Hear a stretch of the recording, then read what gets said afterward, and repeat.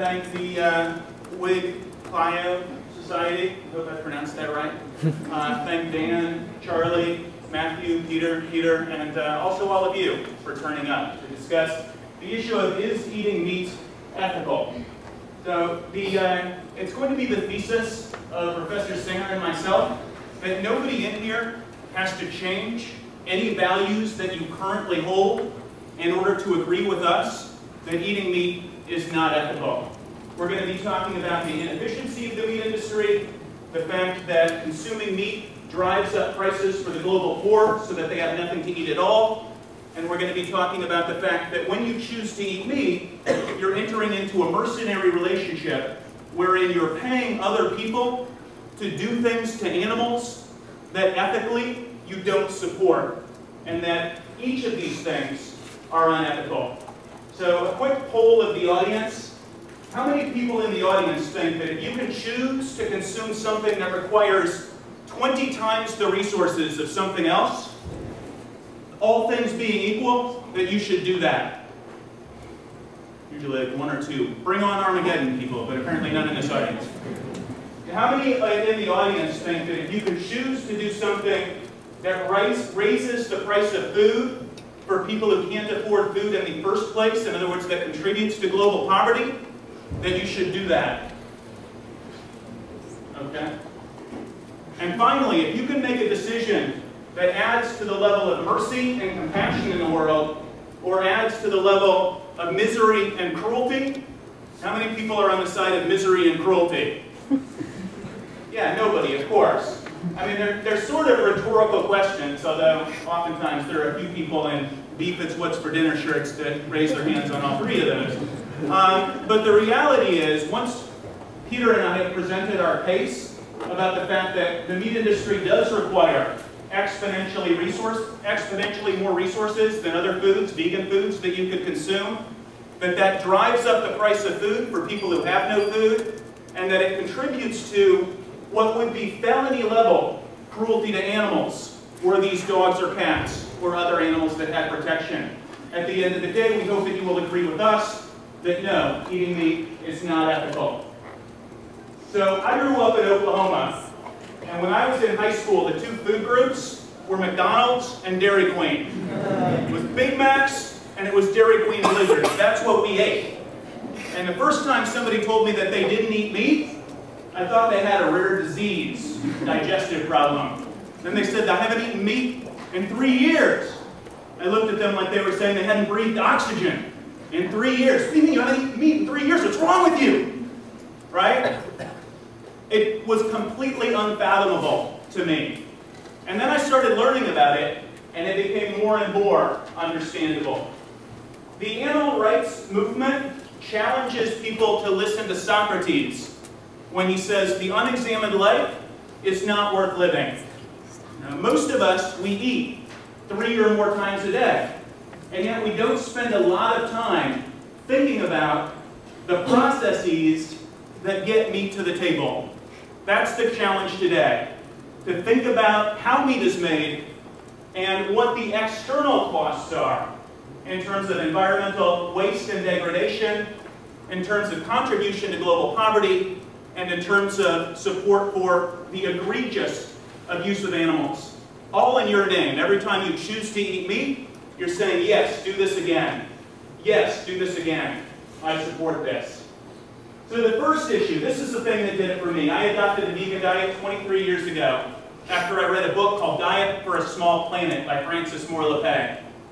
And this argument makes intuitive sense. I weigh about 190 pounds.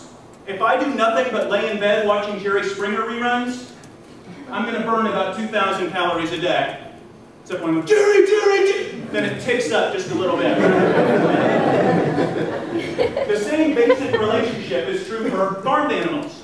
Not that they have the bad taste to watch Jerry Springer, but that the vast majority of what we feed to them, they expend simply existing. So that it takes 20 calories into a chicken or a pig or a cow in the form of wheat or soy or oats or grains to get 1 calorie back out in the form of that animal's flesh. An environmental researcher named John Robbins wrote a book called The Food Revolution, and he crunched the numbers And he said, on average, it takes 20 times the fossil fuels to get a calorie from meat, 14 times the water, and 25 times the land. How many people in here would go to the refrigerator, open it up, take out 19 plates of pasta, dump them in the trash, eat 1 plate of pasta? None of you. That's the relationship we enter into every time we choose to eat meat. The United Nations crunched the numbers environmentally, and they said this vast inefficiency in a 408-page report that eating animals is one of the most significant contributors to the most serious environmental problems at every scale, from local to global.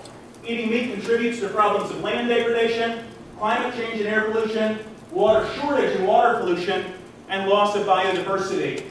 And then, in fact, eating meat on greenhouse gases, it causes 40% more global warming than all SUVs, 18-wheelers, jumbo jets, and other types of transportation combined.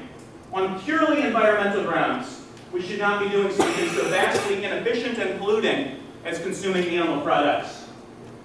When we enter into this vastly inefficient relationship, what that does is it drives up the price of food for people who have nothing to eat.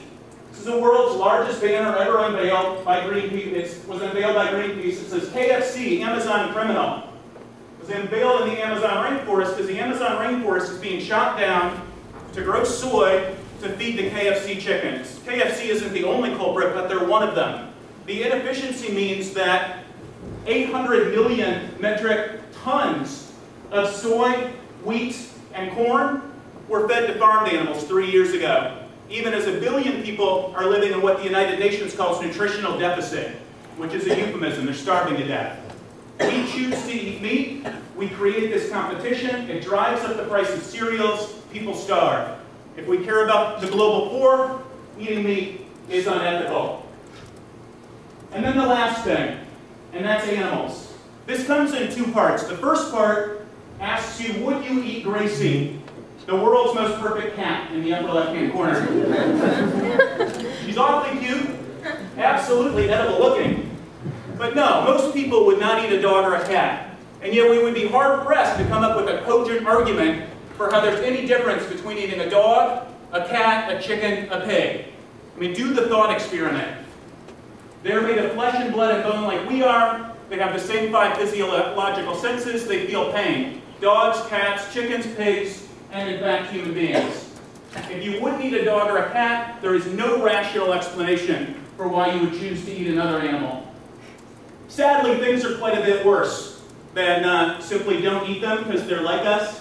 They feel pain like us. They're made of the same stuff that we are. In fact, the level of abuse of farmed animals, I want to show you about 1.5 minutes of this video. It's narrated by Alice Baldwin. You can watch the entire thing online at What you are about to see is beyond your worst nightmares. But for animals raised on modern intensive production farms and killed in slaughterhouses, it is cold, inescapable reality. Once you see for yourself the routine cruelty involved in raising animals for food, you'll understand why millions of compassionate people have decided to leave meat off their plates for good.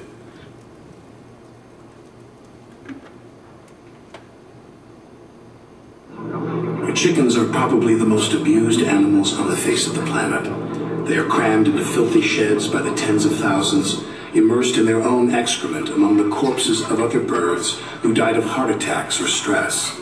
Some even die of starvation brought on by becoming crippled from growing so large, so fast that their legs can't withstand the weight, which makes them unable to reach food. After being genetically manipulated, everything on the video is standard agricultural practice. Everything on the video is stuff that you pay for if you choose to eat meat. You're basically entering into a mercenary relationship in which you're saying, yes, I support chopping chickens' beaks off. I support crowding them in, like you see on the video. I support slitting their throats open. You know, most of us would not want to spend an afternoon slitting chickens' throats open. Most of us don't even want to watch it. Most of us don't even want to think about it.